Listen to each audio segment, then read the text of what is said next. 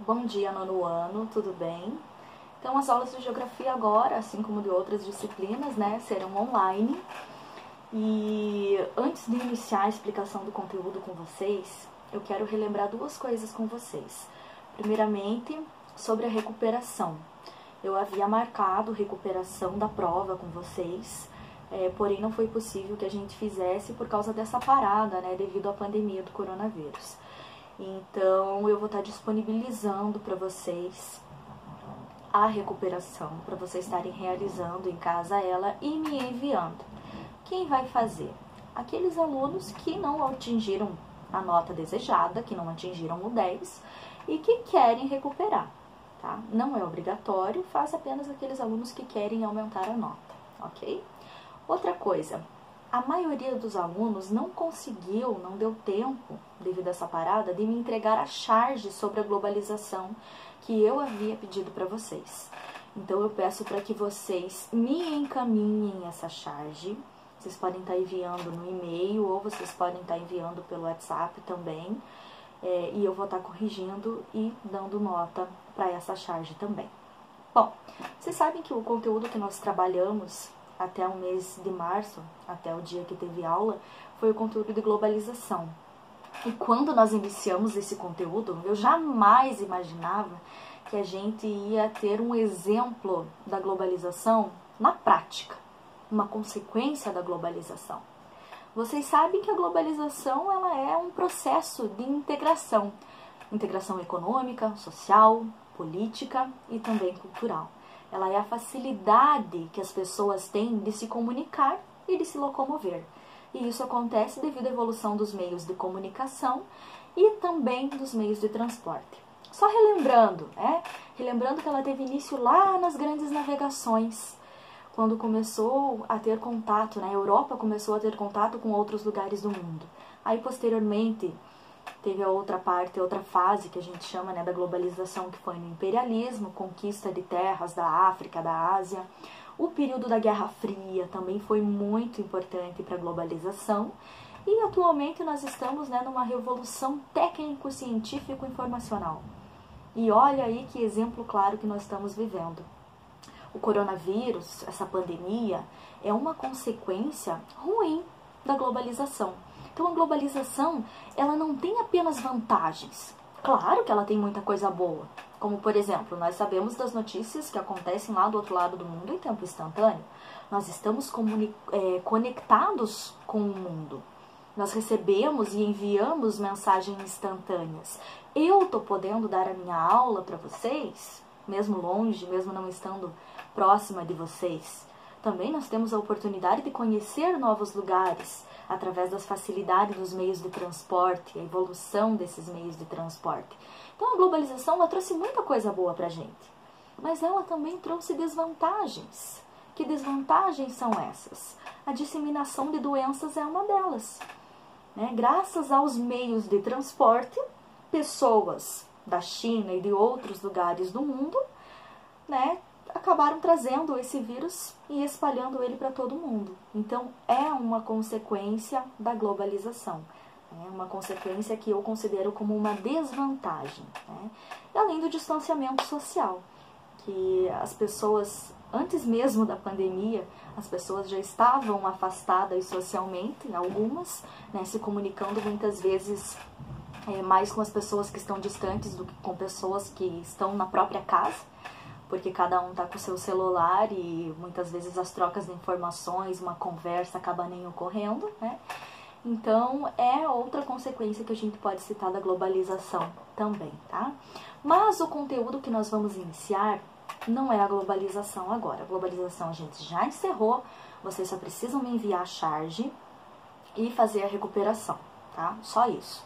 E a partir de agora nós vamos começar o conteúdo de urbanização, tá? Mas o que seria essa urbanização? Quando a gente fala em urbanização, nós estamos falando do aumento da população urbana, quando tem mais pessoas vivendo nas cidades do que pessoas vivendo no campo. E o Brasil teve realidades bem diferentes do restante do mundo, Teve alguns lugares do mundo, como na Europa, por exemplo, em que a urbanização ocorreu no século XVIII. enquanto no Brasil foi só no século XX, principalmente a partir de 1970, que o Brasil se tornou um país urbanizado, com predomínio de população urbana. Então vamos primeiramente voltar lá atrás, lá no conteúdo que vocês trabalharam no 6º ano, relembrando, né, o que é o espaço rural e o que é o espaço urbano. Bom, o espaço rural é uma área não urbanizada, onde nós não temos muitas edificações, não temos muitas casas, e há o predomínio da atividade do setor primário, ou seja, a agricultura e a pecuária. E nessas propriedades rurais existe tanto o latifúndio quanto o minifúndio. Qual a diferença entre os dois? O latifúndio se refere a propriedades grandes e o minifúndio se refere a propriedades pequenas. Tá? No Brasil nós temos mais o quê? Nós temos mais propriedades pequenas. Porém, essas propriedades pequenas, todas juntas, elas não chegam ao tamanho total, à área total de propriedades grandes, que são consideradas, né, chamadas de latifúndio.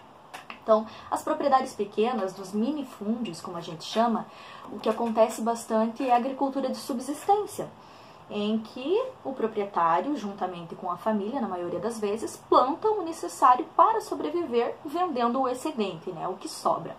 Mas, em contrapartida, nós temos também, tanto no Brasil e no mundo, a agricultura moderna.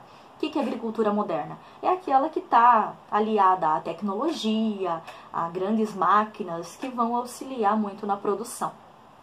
E o meio urbano? O que é o meio urbano? Então, o meio urbano ele é caracterizado pela presença de construções, de edificações. E as atividades que se desenvolvem são as do setor secundário, como indústrias, e do setor terciário, como comércio e serviços. Mas o que é uma cidade? Uma cidade, um critério adotado para a gente dizer o que é uma cidade, é a existência de uma prefeitura, a existência de aglomerações urbanas, como lojas, escritórios, bancos, onde se concentram as atividades, né, dos setores secundário e terciário. Eu vou estar disponibilizando nos slides para vocês alguns conceitos envolvendo principalmente essa parte da cidade, de urbanização, e um dos conceitos é mancha urbana. O que é uma mancha urbana? Uma mancha urbana nada mais é do que o arruamento. Quando você pega uma imagem de satélite, por exemplo, e você vê toda aquela área da cidade definida, mais clara, pelas ruas existentes lá. Isso é uma mancha urbana, tá? Diferente do que acontece no meio rural. No meio rural a gente não terá mancha nenhuma, né? A não ser dos espaços que foram degradados, mas aí é bem diferente a situação. Um conceito também, quando a gente fala de urbanização, e isso vocês viram no 7º ano, é a conurbação. O que é conurbação? Conurbação é quando duas cidades vão crescendo e se unem, formando apenas uma única mancha urbana. Por isso que é importante a gente saber o conceito de mancha urbana, né? Porque a conurbação é o encontro de duas cidades. É diferente, por exemplo, do que acontece nas cidades próximas aqui de nós, que é União da Vitória e Porto União. Tem muitos alunos que sempre me perguntam, prof, mas União da Vitória e Porto União são cidades conurbadas? Não, não são cidades conurbadas. Elas são cidades gêmeas, porque elas nasceram juntas. É diferente de conurbação. Conurbação é quando eu tenho duas cidades separadas e elas vão crescendo até formarem uma única mancha urbana, certo? Então, retomando lá no conceito de urbanização. Urbanização nada mais é do que a transição de uma sociedade rural para uma sociedade mais urbana.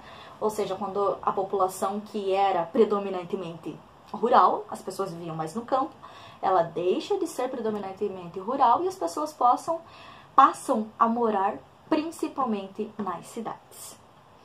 Voltando ao conceito de conurbação, entra a questão da região metropolitana. Vocês já ouviram falar muitas vezes, né? Na região metropolitana de Curitiba, região metropolitana de São Paulo, região metropolitana de Florianópolis. O que seria isso? É quando eu tenho uma metrópole e ao seu redor eu tenho outros municípios conurbados. que cresceram e se interligaram formando uma única mancha urbana.